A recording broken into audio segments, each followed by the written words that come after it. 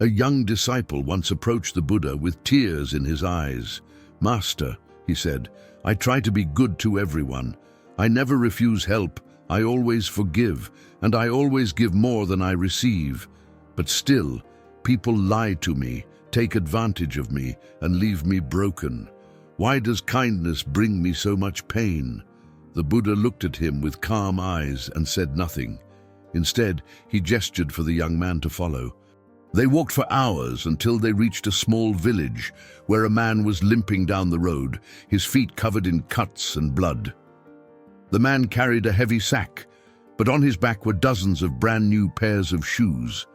The disciple was puzzled. "Master, why does he not wear any of them?" Buddha smiled faintly. "Because, my son, he believes others deserve comfort more than he does." The disciple's heart sank. He understood the message but couldn't accept it. "Are you saying I should stop being kind?" he asked. The Buddha sat beneath a tree and said softly, "No, my child, I'm saying you should stop being unkind to yourself." The Buddha explained, "There are two types of kindness. One grows from strength, the other from fear. The first uplifts the world, the second destroys the soul." He told the disciple that compassion without wisdom becomes poison. True kindness doesn't mean letting others walk over you. It means acting from love, not from guilt or the need to be liked. If your kindness makes you smaller, Buddha said, it is not kindness, it is surrender. The disciple bowed his head. "But isn't self-sacrifice noble?" "Not when it bleeds your spirit," replied the Buddha. "You cannot light another's path if you have blown out your own flame." The next day, the Buddha took his disciple to a well.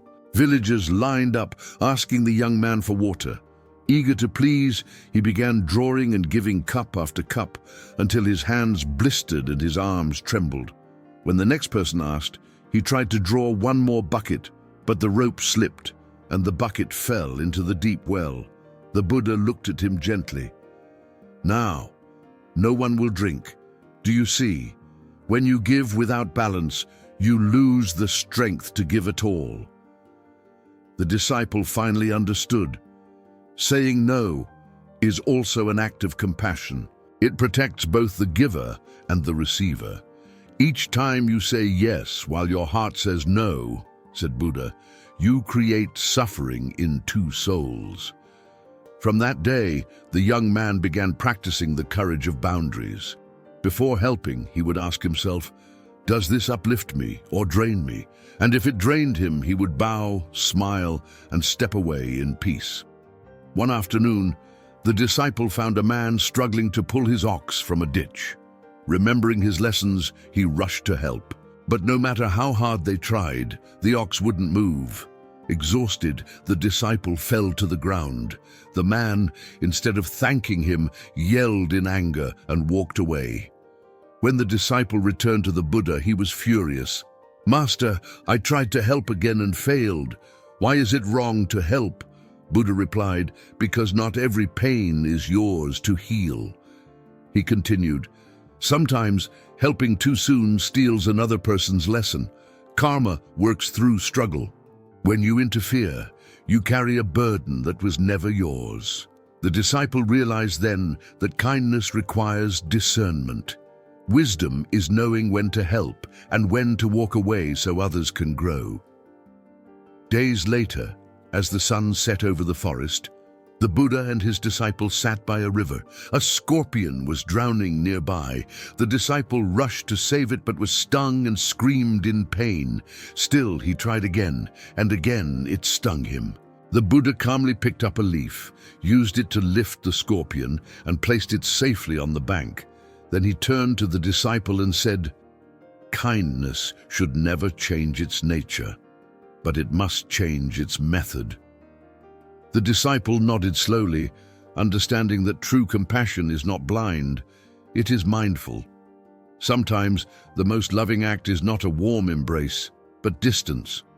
Sometimes love speaks through silence, not words. Mature kindness knows when to act and when to let go. Final lesson: When they returned to the monastery, the Buddha gave his disciple one last teaching. Stop confusing kindness with weakness. The world does not need your exhaustion. It needs your light.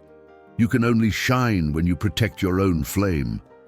The disciple finally smiled, free from guilt.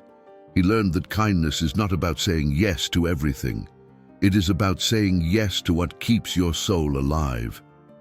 The Buddha's final words echoed like thunder in his heart. Be kind, but wisely. The world needs your compassion, not your sacrifice. And from that day forward, the young disciple practiced the highest form of love, the love that begins within.